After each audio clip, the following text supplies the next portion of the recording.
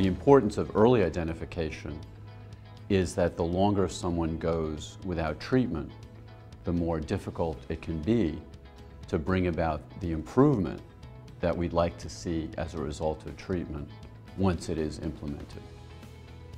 Well, I think we all need to be better educated. I think the public in general needs to understand that psychiatric illnesses are common, that they're treatable, but they need to be identified. So we've recently been involved in a study called RAISE, which stands for Recovery After an Initial Schizophrenia Episode.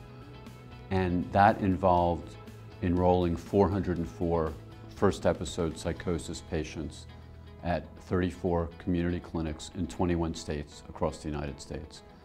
And what we found is that the median duration of untreated psychosis in that sample was 74 weeks. So that suggests that we have a real challenge in the United States identifying people with psychotic disorders and getting them into treatment as rapidly as possible.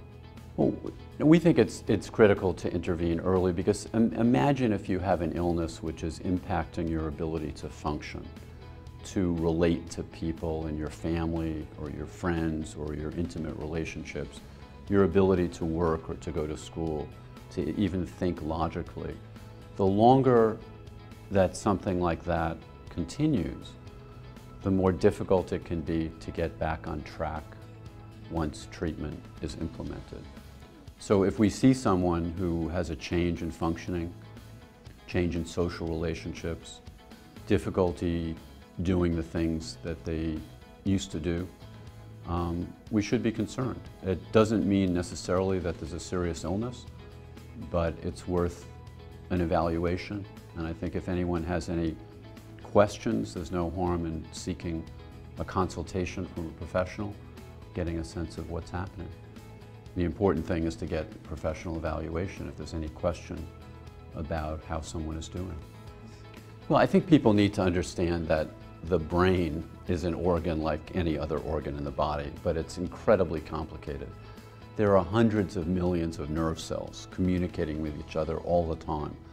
So imagine if you're online and suddenly your computer crashes and you've lost the connectivity that you expect. That kind of thing can happen in the brain, where parts of the brain are not functioning properly, and suddenly we're hearing things that are not really happening.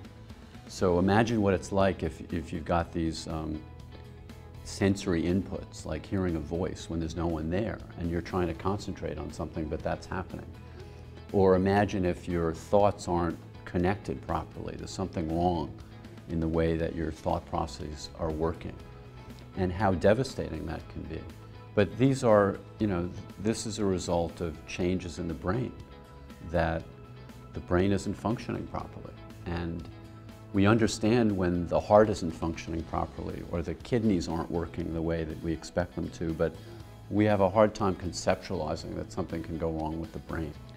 So a program like Mental Health First Aid is an example of, I think, a very valuable initiative to help educate the public about the nature of mental illness and how to recognize it and what to do about it. And I think those kinds of efforts are extremely important. I think if we can do a better job of working with the public to educate people, that we can help individuals do a better job of identifying these problems early and getting the treatment that they need.